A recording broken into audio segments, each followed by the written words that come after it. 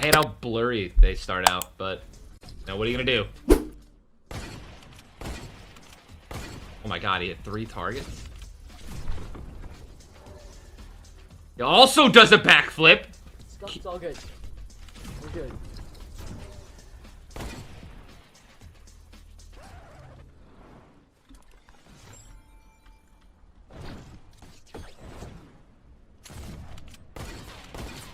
Let's go! Oh my god. Dude, he like 5 targets. It's 1, 2, 3. All nice quick scopes with a hunting rifle. Does a backflip. Hits his rift again. Dips out. Hits one of the bosses. Flies down. Yoink. Yoink. Bloop. And then hits another target. 2 of them. Let's go! Oh my god.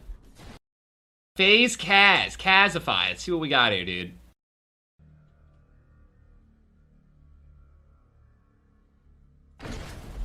Times it perfectly. Oh.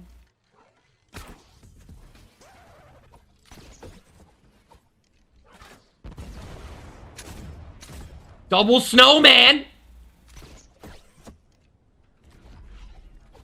He grabs the hunting rifle. Double snowman! Into the bunny hop? I gotta watch this one again.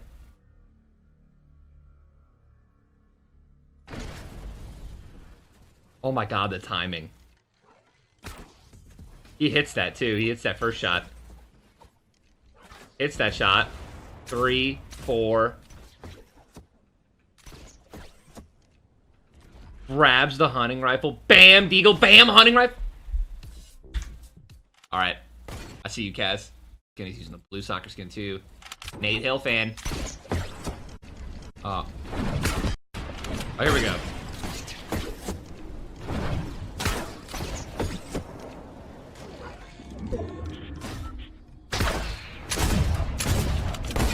That is nasty.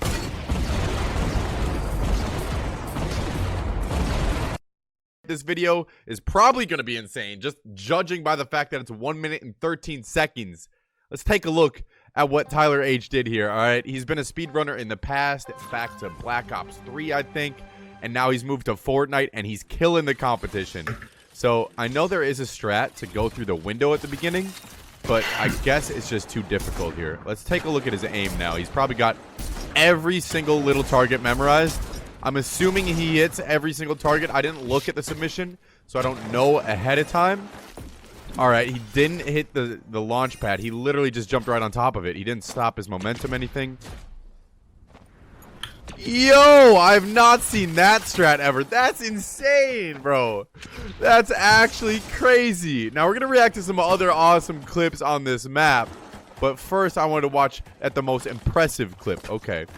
So he waited long enough to get the ice off his feet. So it perfectly, like, ends as soon as he lands on this pole. So he can quickly jump to the next part of it. Grabs the coin. Oh my gosh. This is literally a flawless run so far. He jumped over. I don't know if you guys missed that. He jumped over the reset speed. So he's still got the speed on his feet. He still has the movement modulator activated. You can see from his glowing feet.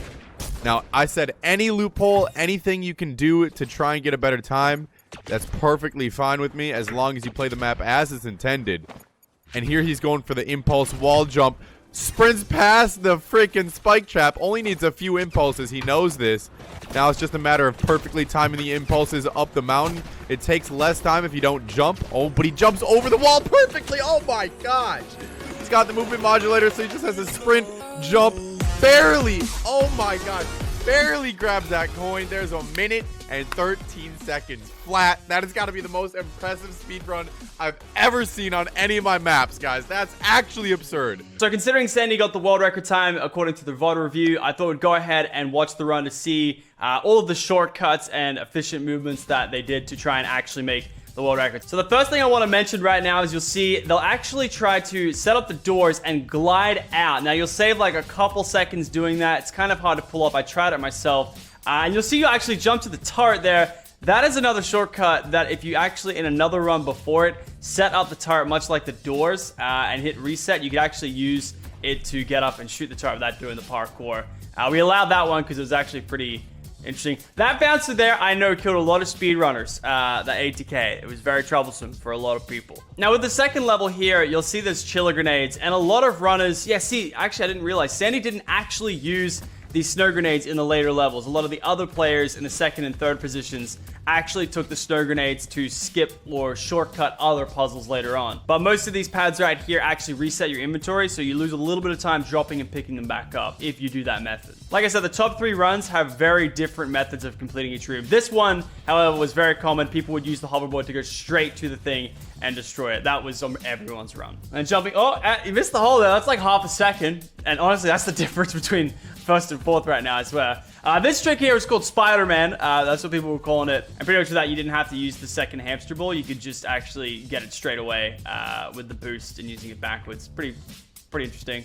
So you can see he's actually waiting for the ice to break off his feet so that he can go off the back here and line it up perfectly. I know this level gave a lot of players a bit of trouble, but xSaandi's done all right here. All right, so the next little shortcut, it's not a lot, but you see they'll get on the left pole there and jump up there. That way they don't have to go all the way around.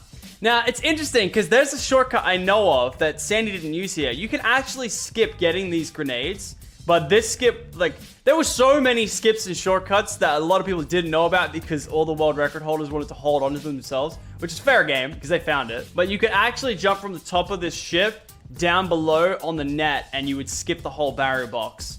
A few people in the other runs, I think, did it. But xSaandi seems to manage done just fine doing it the normal way. So, oh, cuts it close. Now, this was interesting. I never saw many of these. You'll see she'll get on the pole. She actually messed it up the first time. And the second time. This is time. You know what I mean? Like, that was a couple seconds. This is not a perfect run. I'm not trying to throw shade. I'm just saying there was room for improvement.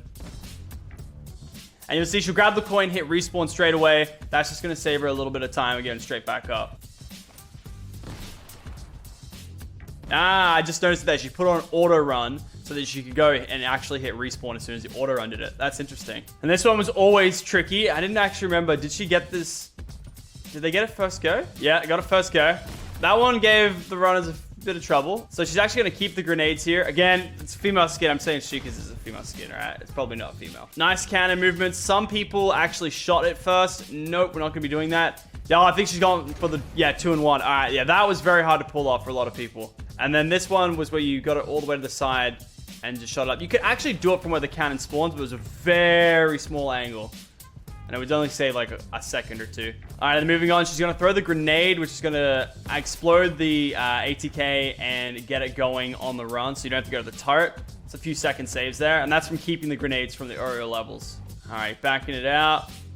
So this shortcut right here, we put in, me, Dolphin, and Andrew, or at least Andrew and Dolphin put it in and showed me later. So this shortcut right here was put in, and we didn't think anyone was going to find it, but you guys found it within 3 days. So, yeah. I don't know. We thought no one was going to find it, but then you guys found it. It just allowed you to skip one of the puzzles. So this was interesting. Not a lot of people did this. They used the grenades to skip the whole ATK part to get the speed boost. Some other players used the chiller grenades from earlier levels to skip this part, but this was the most efficient run using the grenades, apparently. I still think in combination with other shortcuts, this could have been a shorter run. We're going to jump right over the barrier so it doesn't reset her grenades. Oh, this plank over here gave people so much trouble. Yep. Oh, run nearly thrown away right there. And they're actually going to go for the door. I don't really know why that's... I don't know if that's that much faster, but yeah. A tire bouncing. Ooh. Oh, just trying to make sure they're not losing nades. All right. Still got the speed boost. And then here they're actually going to use the grenades to actually get the ATK off. Normally you have to get the chillers. And she's actually going to throw a couple there. You see she damaged it a little bit. That's to shorten the amount of time that she has to actually remove all of its health to make it jump up. Gets it down to 100. Throws the last nade down. Probably didn't need to pickaxe it. Doesn't have to go all the way around. Skips the chill. If you hit that chill with your feet, you're in trouble. And then normally the way to do this level is you're ready to get the chillers, get the jetpack, break the thing, and then go down. But a lot of people found out a couple days after you could just go down the side. We did not intend for that to be a thing, but it ended up being a thing. And, well, yeah, that's history.